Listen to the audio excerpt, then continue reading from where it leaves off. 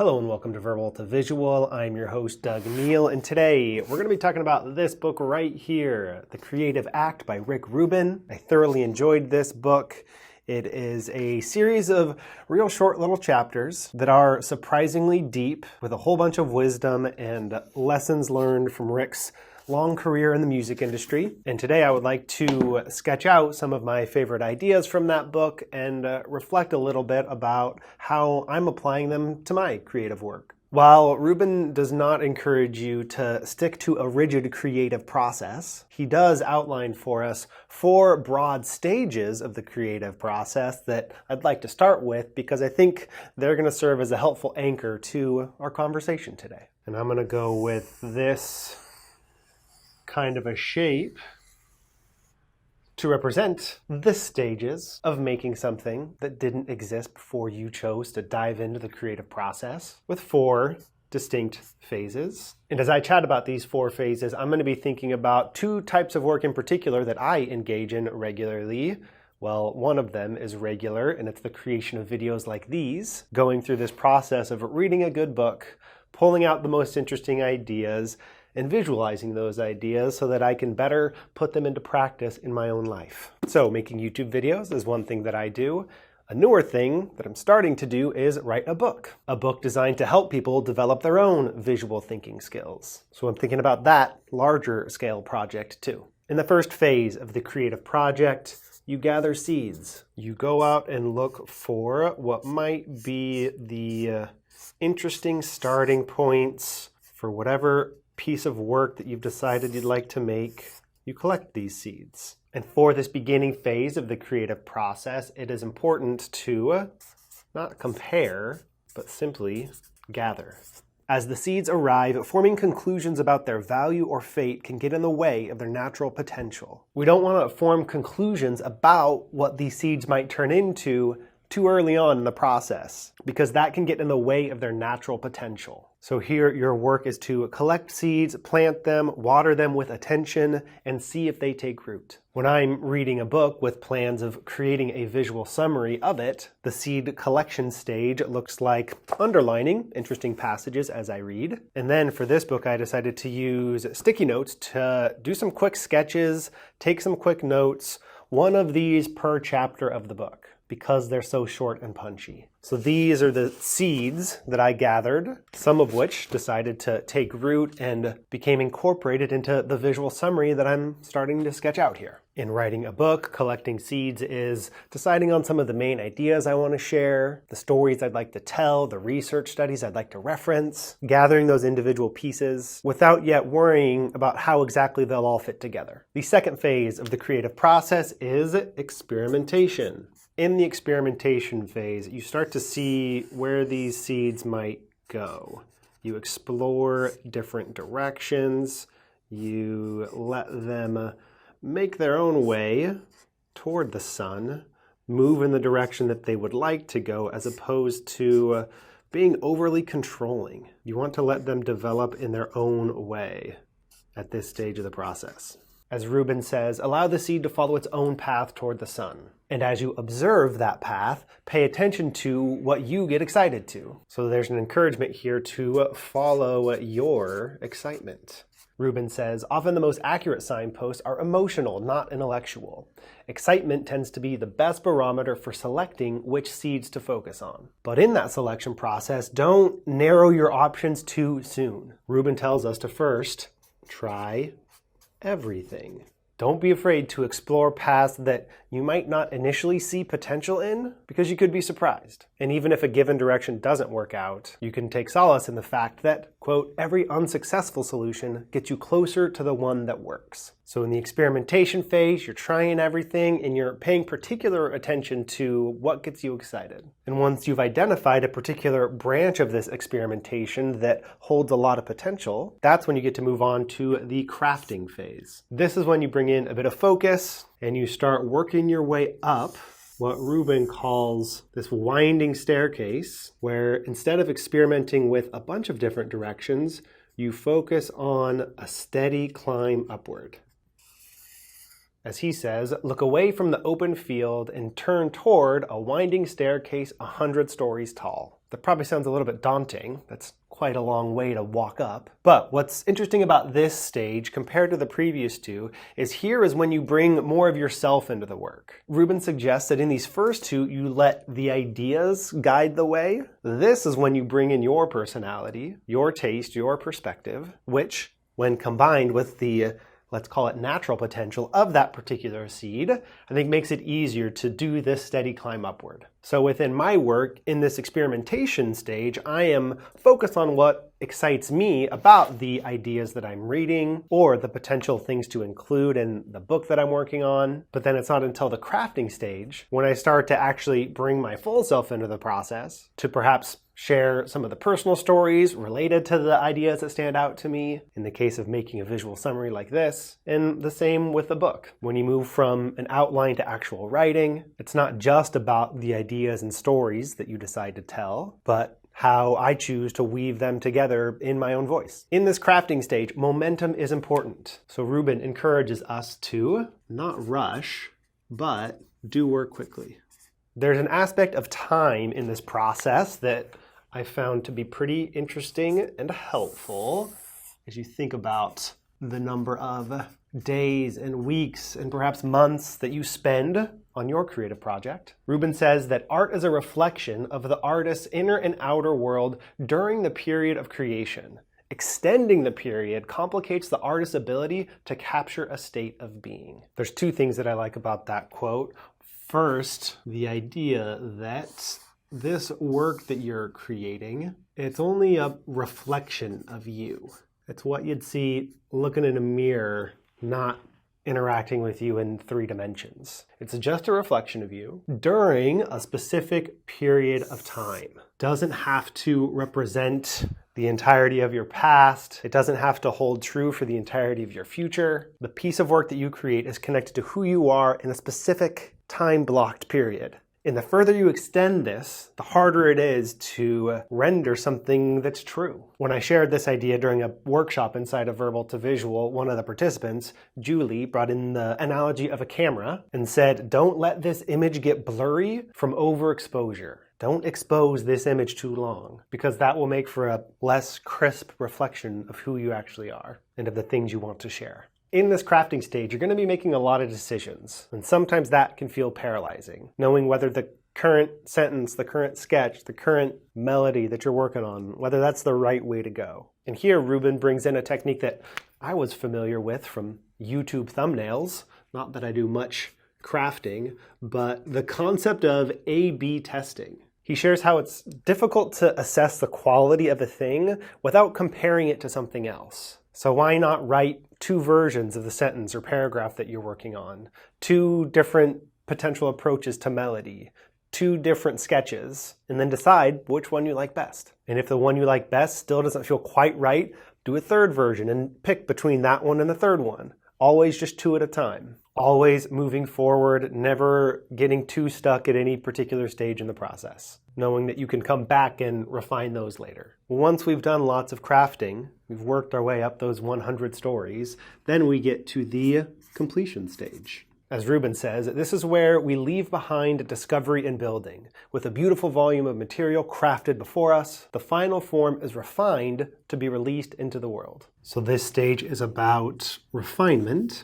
and it's also about perspective. This is a stage at which Rubin encourages you to maybe start to show your work to a few different people, not necessarily to get their specific feedback and incorporate that feedback into the work. You can do that, but that perspective is more about viewing the work that you've spent your time individually. It's helpful to see your work through the eyes of someone else. And when you share it with someone, that kind of happens automatically. If you play the song for one person or a crowd, if you read your essay out loud to someone else, even without getting any feedback from those other people, you're still going to have a different perspective on the work because it's not just existing in your head. It lives in between you and the person that you're performing it for. And that will allow you to perhaps do a little bit of the final stages of refining as you recognize the things that work and don't quite work once you've got that audience there to change the perspective with which you're viewing the thing. So what we've been doing throughout this process is essentially pushing the work up these little hills here. Sometimes it's been challenging, effort will be required. Sometimes it might feel the work has its own legs and it's moving up this mountain on its own. But ultimately we want to get to this place where we are okay releasing the thing into the world. We build it up and we let it go. This can be a really hard part of the process because you have to say, okay, this piece of work is now done. I'm not going to work on it anymore. I'm going to put it out there. And at that point, you no longer have control over the work. You can't control how it's interpreted by other people. And that's okay. It's actually kind of freeing. You have done your part in developing that project. First, by letting it kind of follow and explore its own potential, then infusing your own essence into it, and then you get to let it roll and see what happens. And it's in that letting go where this perspective of time, I think, is helpful. Reminding yourself once again that this piece of work that you're about to send out into the world is just a reflection of you in this moment. And it's not going to be the last thing that you make. This is where an abundant mindset versus a scarcity mindset comes in. Our life's work is far greater than any individual container. The works we do are at most chapters. It's not the whole book. So once you send this one off on its way, you get to start with the next one. Find another seed, start shaping another ball, and start pushing it up the mountain again. Creativity begets creativity.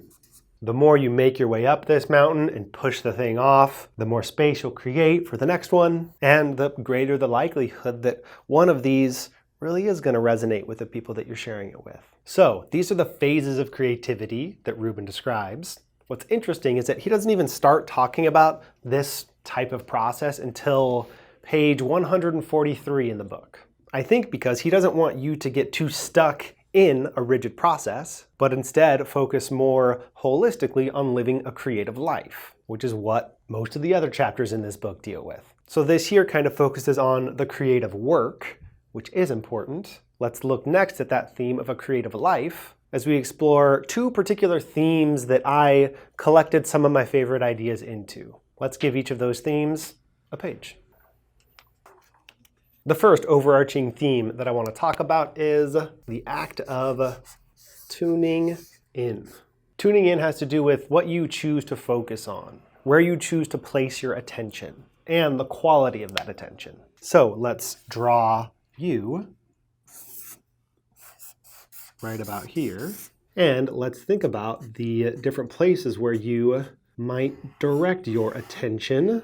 Imagining a little bit of a satellite on the top of your head. I was told in that verbal to visual workshop that this kind of looks like a Teletubby, which might be appropriate. Never seen the show, but I do have twin boys that are about to turn 3, so maybe we should start watching it. For now though, let's talk about the different sources that you can tune into both during this work and throughout your day to support the creative work that you're doing. Rubin encourages you to look for clues throughout your day and brings in this metaphor that I appreciate of a conveyor belt, and specifically the universe's conveyor belt, which is this idea that in your daily life, the random people that you interact with, the things you see when you read the news, the conversation you have at work, what you see when you look out the window, all of those things that you experience, each individually is this little package that the universe is sending you that you can choose to do something with, that might serve as inspiration for some piece of your creative work. But you're only able to accept and open up those packages if you're actually paying attention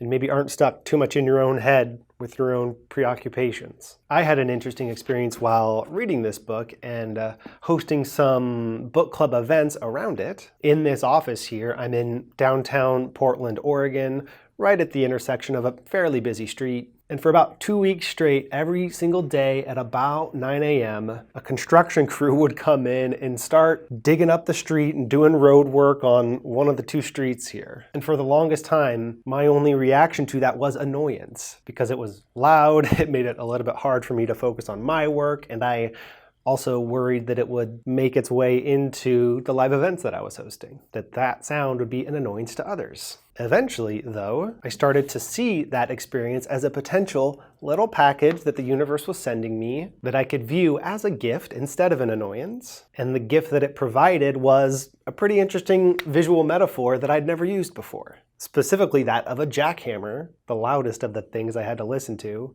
breaking up that concrete. I'd never drawn a jackhammer before, but I decided to learn how. And once I sketched it out and started thinking about it, I realized kind of how rich of a visual metaphor it is. As you think about the established roads that you have maybe created in your life and the value of breaking those up to perhaps reset some of the pipes that live underneath, that type of disturbance in your life will be noisy, it will cause some disruption, but ultimately it might be useful. It might make your underlying systems more efficient. I like that metaphor. And if I hadn't been able to shift from that perspective of annoyance to a potential little gift, thanks to this book, I wouldn't have incorporated this into my visual toolkit and even my metaphorical toolkit. So at any point in your day, you can take a look at what the universe is sending your way, inspect that package, unwrap it, see if there's anything interesting there. But you don't have to rely just on the random things that the universe sends your way. You can also intentionally explore works that might inspire you. And here, Rubin encourages you to submerge yourself in the great works of art. Spend time listening to really good music. Spend time reading really good books. Spend time visiting museums, looking at art. Spend time watching good movies. As Rubin says, exposure to great art provides an invitation. It draws us forward and opens doors of possibility. Possibilities that you can weave in some way into the work that you're developing. And there is no finite curated list of these great works. It's subjective. You get to decide what's great and what's not. And the idea here isn't to mimic the work of others, but to calibrate our internal meter for greatness, so we can better make the thousands of choices that might ultimately lead to our own great work. So I feel like this is equal parts inspiration, kind of just building your creative tank, filling up that energy, and then also you're developing your taste, that calibration of greatness that can help you make perhaps those A/B tests and all the other little decisions that you make in your own work. Here I'm reminded of the book Digital Minimalism by Cal Newport, a book that I sketched out a little while back, and his encouragement to be intentional about the media that you incorporate into your life. It's not about digital media being bad, but instead about how easy it can be to get sucked into the easily accessible, algorithm-driven sources that might not kind of fit into this category of great work, that might not help you calibrate that meter for greatness that will have an impact on your work. So being intentional about the work that you do spend your time with is a component of tuning in. You might also tune into another source that is hopefully accessible to you, near or far, and that's nature. And Rubin positions nature as a teacher. Go out and spend time walking in a forest, and you will learn something about yourself, about the world. You will come out of that forest a different person than you were when you entered it. Here in Portland, I used to live up in the St. John's neighborhood, which had a quick access to Forest Park, an incredibly huge space with miles and miles of trails where you can immerse yourself in this environment, get away from the noisy streets. And that was my favorite place to go anytime I felt really stuck in my work, stuck in my life. I knew I needed to get out there and go for anywhere from an hour to a 4-hour hike for a shift in perspective. Annie Murphy Paul talks about this too in her book, The Extended Mind, in a chapter on thinking with natural spaces. She describes how spending time in nature leads to a psychological renewal, it supports focus, it opens you up to experiences of awe, and ultimately it boosts your creativity. So far, these 3 sources are all external to you. Equally of value is spending time looking inward. This is another point that is mentioned both by Rubin and by Annie Murphy Paul, who talks about the value of developing your interoception, your ability to pay attention to how you feel, the sensations going on inside of your body. Rubin says, if we focus on what's going on inside ourselves, sensations, emotions, the patterns of our thoughts, a wealth of material can be found. Our inner world is every bit as interesting, beautiful, and surprising as nature itself. It is, after all, born of nature. This one is so easy to shut off, and I feel like depending on your schooling experience and your upbringing, you likely were encouraged to kind of ignore your feelings, shut them down in support of more focus on your thoughts. Spend a lot of time in school developing your thinking abilities, but not necessarily your feeling abilities. So that's one of the shifts that I feel like I'm seeing more, the value in feeling and not just thinking. And in some ways, I feel like that shift or that movement towards balance kind of echoes a balance that I am hoping to support in my work, moving from just verbal processing, which a lot of school is spent developing your reading and writing, adding into the mix the appreciation of visual processing powers, of sketching out ideas, not just writing them down. So these are sources that you can tune into. Rubin also identifies some sources that you might want to tune out, and those are undermining voices. These could be voices of perhaps your teachers in the past that undermined you or your creativity or your emotionality. They could be your thoughts as you think about the work that you're doing, your capacity, what you think you are capable of. Could be general messages that you get from the outside world about how you should be living your life, what your creativity should look like. And in the same vein of mindfulness meditation, they will arise, but you can simply observe them and let them go.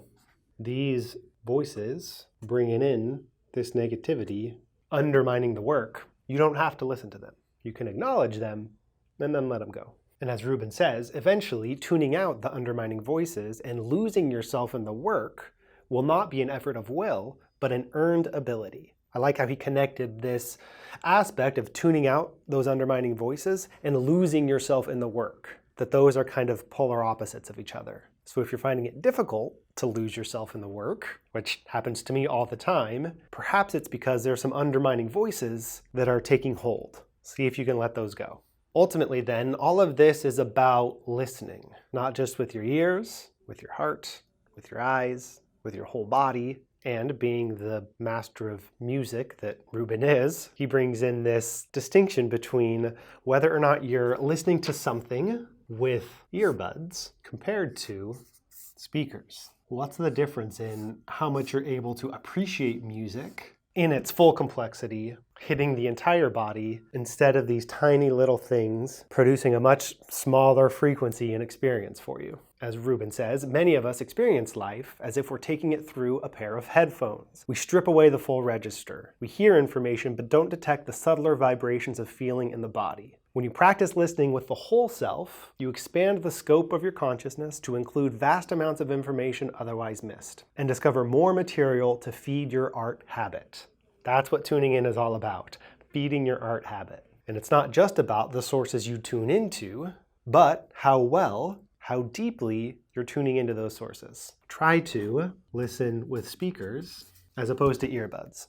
Listen with your whole self instead of just one siphoned off, distracted portion of yourself. One more theme I want to explore today.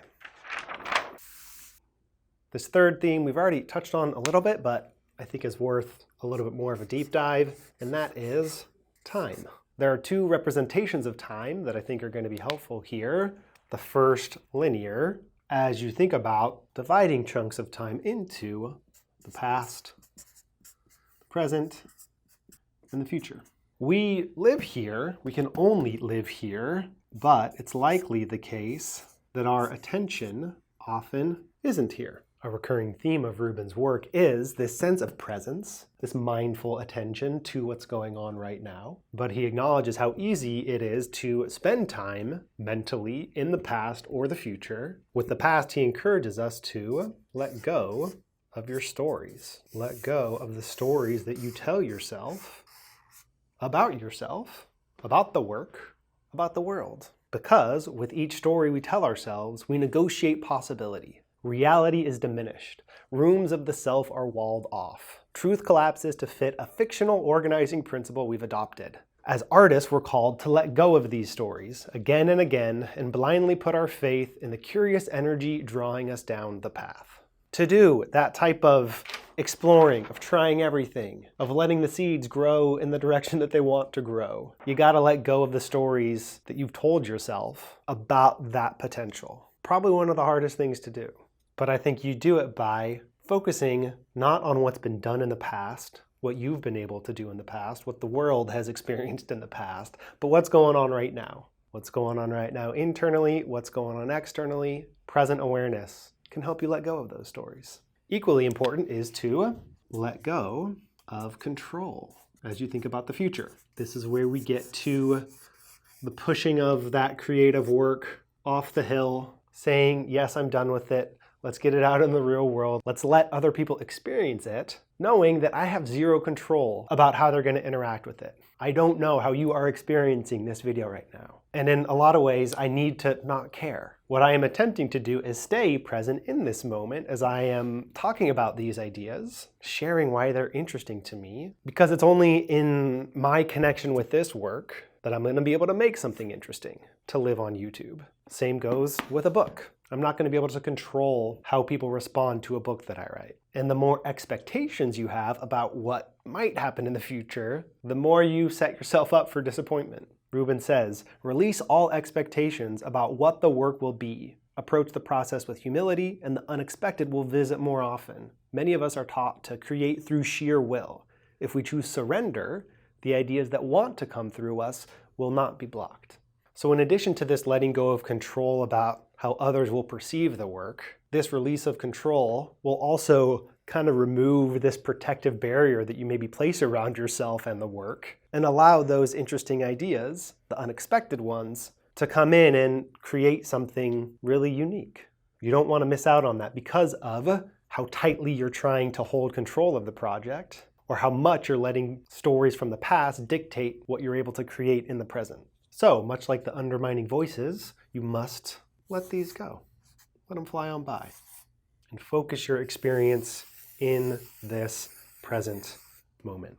In addition to this linear representation of time, a cyclical representation can also be helpful, especially when you think about what the day-to-day of doing creative work actually looks like. So let's look at some of those cycles. When immersed in a creative project, Rubin acknowledges how hard it can be to view that work from a clean slate with a fresh perspective, but how important that fresh perspective can be. So one of the cycles that he encourages is to, of course, spend time each day or each week doing the work, but then, equally important, is stepping away from that work for a time. As Rubin says, in time, almost every artist finds themselves too close to the things they make. After endlessly working on the same piece, perspective is lost. But after being away for a long enough period of time, when we come back, we just may be able to see it as if for the first time. This is why taking the evening off matters, why taking the weekend off matters. Immersing yourself in other experiences so that you can come back to the thing that you're doing with a fresh perspective and perhaps a slightly fuller creative energy tank to work with. Rubin also talks about the value of practice with your craft from a cyclical perspective, where it's actually the rest that comes after the practice that leads to the adaptation that you're maybe shooting for. If you have ever spent time learning to play the guitar or the piano, you have experienced this, where you're working on some scales or a particular finger picking pattern. No matter how many times you practice in this one session, you don't quite get it, but you set it down, go to sleep, wake up the next day, and are surprised to find how easy it is, how the rest allowed for that adaptation to take place and that new skill to develop. So whether it's in the realm of music or visual thinking, recognize that it's the rest that allows for the adaptation to take place. As Rubin says, it takes time for practice to be absorbed in the body. And what's helpful about both this practice cycle and the doing of the work and stepping away, in both cases, you're not just developing the skill, you're also building concentration and focus, the ability to do the work, which is just as, if not more important, than your current skill level. Let's talk about one more cycle, a cycle that goes from birth to death to regeneration. This, as morbid as it maybe sounds on first look, is a very natural cycle on a whole bunch of different timescales. And it's true for any individual piece of work that you make. As Rubin says, when consumed with a single work to the degree that we believe it's our life's mission, there's no room for the next one to develop. While the artist's goal is greatness, it's also to move forward. In service to the next project, we finish the current one. In service to the current project, we finish it so that it can be set free into the world. It's time for me to set this little video project free into the world. I hope that you've enjoyed it. Whether or not you read this book, I hope you are now intrigued to perhaps read more. As much as I talked about this book, I really only discussed a fraction of the ideas within it, so there's plenty more for you to gain from picking it up and reading it yourself, which I very much encourage you to do. And I hope that my little visual summaries here maybe helped you to think through and see these ideas in a slightly different light, in a way that helps you incorporate them into your life, into the creative work that you would like to do and put out into the world. And if you enjoyed this visual way of working with ideas and would like to develop this skill yourself, the skill of sketching out ideas, that's something that I teach. That's the topic of the book that I'm working on right now, as well as the focus of some online courses and other resources that you can find at verbaltovisual.com. Once again, thank you so much for watching. Love to hear if any of these particular ideas resonated with you and why. Love to hear about the current creative project that you are working on. And I wish you luck in the next stages of that project. As you make your way through those 4 phases, as you tune in to the potential sources of inspiration all around and within you, and as you infuse your own self into that work, and then ultimately get it out there. Release it into the world so that other people can experience it, and maybe even more importantly, so that you can move on to the next one. I appreciate you spending your time here today, and hope to see you again soon. Till next time.